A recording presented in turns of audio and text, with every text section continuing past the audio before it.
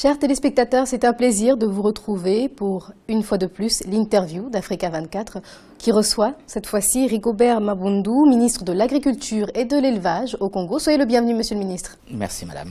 Alors, nous allons essentiellement parler d'agriculture et pour ce faire, des questions sont posées sur cette table ou des mots. Je vous prie de lire la première question, s'il vous plaît. Première question, peut-on parler d'agriculture au Congo? Bien sûr.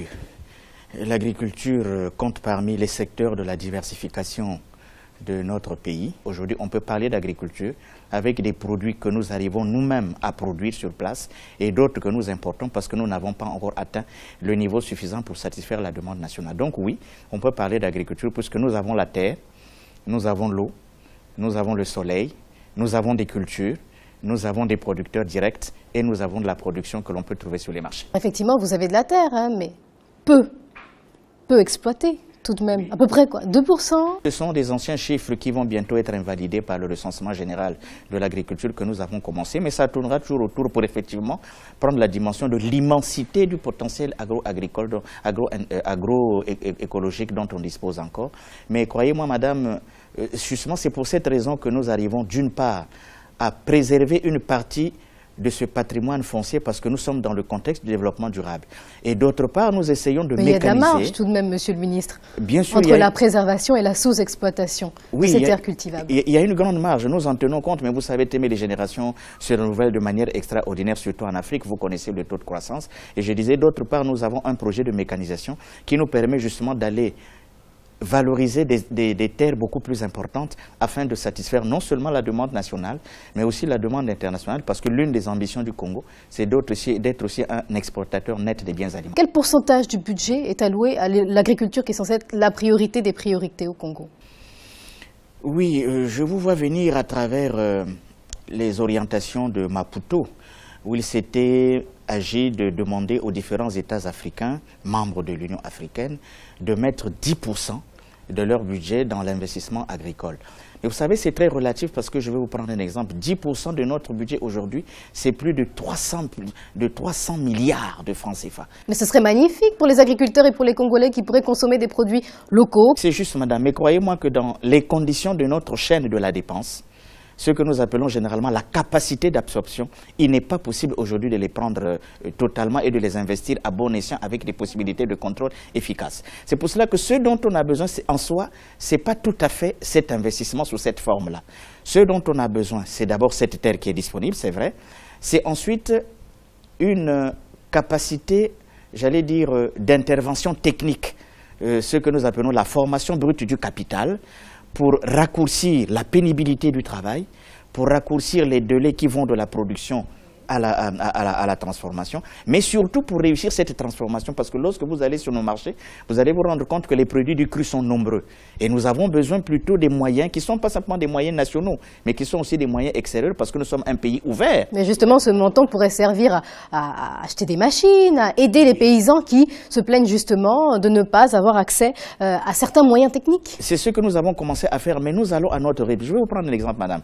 Nous allons acheter beaucoup de machines alors que la capacité mécanicienne est faible. À quoi ça sert? On va y mettre certainement des milliards, mais qui à un certain moment seront jugés par le peuple, y compris l'Assemblée nationale et le Sénat, comme du gâchis. À quoi sert une machine qu'on va acheter et qui, par exemple, 2 mois après est complètement cassée, on ne peut pas l'utiliser parce que la capacité mécanicienne est faible. Donc nous menons tout cela de front. Il faut former les mécaniciens, bien sûr, mais nous formons au rythme. Et si vous achetez, par exemple, 10 000 machines agricoles aujourd'hui, on peut les mettre sur nos terres et les exploiter. Mais 10 000 machines, croyez-moi, à la date d'aujourd'hui où nous réalisons cette interview, nous n'avons pas suffisamment de mécaniciens pour entretenir un parc machine de 10 000. On n'a pas besoin de 5 ans pour former un mécanicien. Oui, mais voyez très bien que nous y allons avec des niveaux. Vous prenez par exemple... On prend le rythme. S'il y a 2 ans, vous avez commencé les formations, aujourd'hui, les mécaniciens seraient prêts. Non, nous avons commencé des formations. Nous sommes très avancés, madame. Ah bon? Nous avons déjà les centres de mécanisation d'Oyo, d'Étoili, de Bouansa, de Dolizy. Nous sommes en train d'en ouvrir ici à Sibiti et nous allons en ouvrir à... Et vous voyez que nous allons progressivement. Parce que je vous rappelle, madame, que nous avons connu la mécanisation par le passé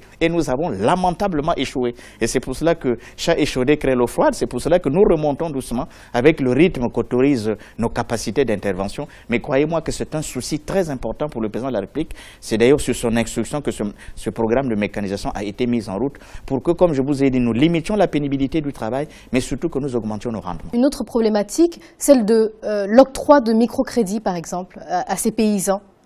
C'est-à-dire que même ceux qui font preuve d'initiative, semblent dire qu'ils ne sont pas vraiment aidés pour le faire. Oui, ils ont des raisons de le dire, madame, parce que là aussi nous remontons doucement. Vous savez, nous sommes dans une économie qui est devenue une économie libérale.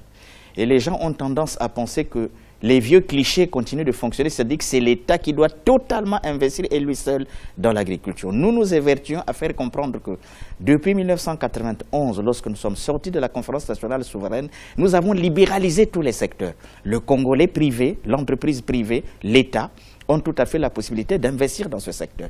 Mais nous constatons quoi en matière de financement? Que le secteur bancaire, les institutions financières bancaires tardent à financer l'agriculture. Vous aidez moins les paysans, les banques aident moins les paysans, donc au final... Non, nous avons trouvé une solution qui pour moi est une solution intermédiaire parce que le président, constatant cette sorte de vacuité des institutions financières dans le secteur agricole, a mis en place un fonds de soutien agricole qui, celui-là, est prioritairement destiné aux gains petits. Et les gains petits chez nous, ce sont les paysans, parce que nous plafonnons les crédits que nous faisons à l'endroit de cette population cible que je viens d'indiquer pour lui permettre effectivement de pouvoir avancer. Vous savez, je peux même vous dire qu'au départ, c'était des subventions. Le président avait demandé que nous fassions des subventions. Mais parfois, les Africains, ils sont ce qu'ils sont. Vous donnez des subventions, au départ, c'est un projet agricole, après, ça devient un projet immobilier, après, ça devient un autre projet. C'est pour cela que le président a demandé que désormais, cela devienne des crédits. Et quand ça devient des crédits avec cette obligation de remboursement, croyez-moi qu'il y a très peu de monde qui se bouscule à la porte. La quête suivante, s'il vous plaît, monsieur le ministre. C'est l'importation. Importation. Alors, combien de milliards de francs CFA le Congo dépense-t-il chaque année en importation de produits qui pourraient éventuellement être produits localement? Ce sont des chiffres qui varient selon les sources. Mais aujourd'hui, on est entre 80 et 150 milliards. Je ne peux pas vous préciser le chiffre parce que selon que vous passez de la direction générale du plan à la Banque centrale, les chiffres ne sont pas... Mais enfin, que ce soit 80 qui se trouve être la borne inférieure ou 150 la borne supérieure, nous considérons que c'est trop. Est-ce que vous vous rendez réellement compte de la cherté de la vie pour le Congolais moyen? Absolument, madame. Mais voyez, mais comme j'aime à le dire, à qui la faute? Vous savez, j'aurais pu vous dire que ce pays a une tradition de fonctionnaires. Nous étions la capitale de la France libre. Les gens préfèrent s'impliquer dans le salariat plutôt que dans l'autonomie de ce que nous appelons l'économie sociale. Et c'est pour cela que vous avez même dans nos villages plein de jeunes qui, au lieu plutôt d'aller valoriser les terres dont les familles sont propriétaires, attendent un emploi salarié. Ils n'ont parfois pas de financement, on en a parlé tout à l'heure, pas de crédit. L'État n'incite pas véritablement à mettre fin à l'exode rural. Quel intérêt ont-ils de revenir dans leur village pour cultiver la terre? Il y a plusieurs raisons pour cela, madame. Vous voyez, d'abord, nous avons un pays qui est aujourd'hui désenclavé, ce qui n'était pas le cas il y a 20 ans. Vous voyez, nous sommes ici à Sibiti, les conditions dans lesquelles nous travaillons sont telles que même parfois dans certains quartiers de Brazzaville, ce n'est pas possible. Deux, nous avons ce fonds de soutien à l'agriculture que nous avons mis en place pour ces populations, surtout les jeunes qui sont en campagne et qui peuvent donner leur possibilité de rentrer dans ce secteur. Nous avons la réforme foncière qui permet aux jeunes, et je l'ai toujours dit, d'accéder à des terres. Par exemple, tout le long de nos routes nationales, vous avez les emprises sur 300 mètres, c'est du domaine public. Et si mon collègue des affaires foncières l'a fait, c'est pour permettre l'accès libre aux jeunes sans condition de ces différentes terres. Nous avons la mécanisation agricole. Donc vous avez tout ça et vous ne parvenez tout de même pas à les convaincre? Ah mais parce qu'il y a un problème de pédagogie maintenant qu'il faut faire. Vous voyez comme je vous ai dit... C'est votre problème? Ah oui, ça c'est vraiment mon problème. Et j'ai m'égosille, je suis l'un des ministres les plus présents en campagne parce qu'il faut parler à ces jeunes. Vous savez, les traditions qui nous enchaînent dans nos têtes, qui sont parfois culturelles, nous empêchent d'être à la disposition de ce qui est à notre portée. Monsieur le ministre, on va terminer avec la question Joker qui va clôturer cette interview. L'agriculture a échoué au Congo parce qu'on a voulu en faire une affaire d'État, disait un homme politique congolais. Depuis que nous sommes sortis de la conférence nationale, madame, le secteur a été libéralisé. Ça, c'est de 1. De 2, compte tenu effectivement du caractère erratique du marché pétrolier, nous avons fait d'un certain nombre de secteurs, des secteurs prioritaires de la diversification de l'économie. Mais ça n'a pas fonctionné, monsieur le ministre. Non, mais ça fonctionne, madame. Vous voyez que si vous regardez les documents qui sont faits non seulement par notre propre pays, mais aussi par la communauté internationale, vous allez vous rendre compte que la part de l'agriculture dans le produit intérieur brut est en train d'augmenter, même si c'est petit à petit, mais cela augmente. Lentement. Mais, alors, madame, vous êtes aux affaires depuis un certain nombre d'années, tout de même. Je vais vous donner 4 exemples, madame. Le premier, c'est la modernisation de l'agriculture. Le symbole de la modernisation de l'agriculture, ce sont les moissonneuses-batteuses. Il y a 10 ans, elles n'existaient pas. Nous en avons maintenant dans le pays. Combien? Il y a des produits que nous importions et que nous n'importons plus. Vous voyez, aujourd'hui, le manioc, nous avons stabilisé le marché. C'est un produit de base du système alimentaire congolais. Le maïs, que nous importions de partout pour l'aliment de bétail, aujourd'hui, nous n'importons plus. À la date où nous parlons, nous avons même, dans le cadre de l'investissement direct à l'étranger, les Sud-Africains qui ont encore un peu plus de 1000 tonnes qui n'arrivent pas. Alors justement, vous allez continuer à donner des terres congolaises aux entreprises, par exemple, étrangères pour... Et pas seulement aux entreprises étrangères, j'ai aussi aux Congolais. Le troisième exemple, c'est celui effectivement de tous ces investisseurs, et qui sont nombreux, nationaux et internationaux, qui s'investissent dans l'agriculture. Et le dernier exemple, ce sont ces jeunes dont je vous parle, qui sont de plus en plus nombreux à frapper à notre porte. Donc, vous voyez, on ne peut pas dire qu'on a échoué parce que nous sommes dans un processus où, comme je vous ai dit, de plus en plus de produits nationaux, produits par les Congolais, surtout sur les marchés. Mais vous auriez pu faire plus. Bon, bien sûr que quand on est un politique dans un secteur avec une responsabilité que le président de la République vous confie, vous avez toujours une ambition, des objectifs que vous vous donnez à court et à moyen terme, et même à long terme.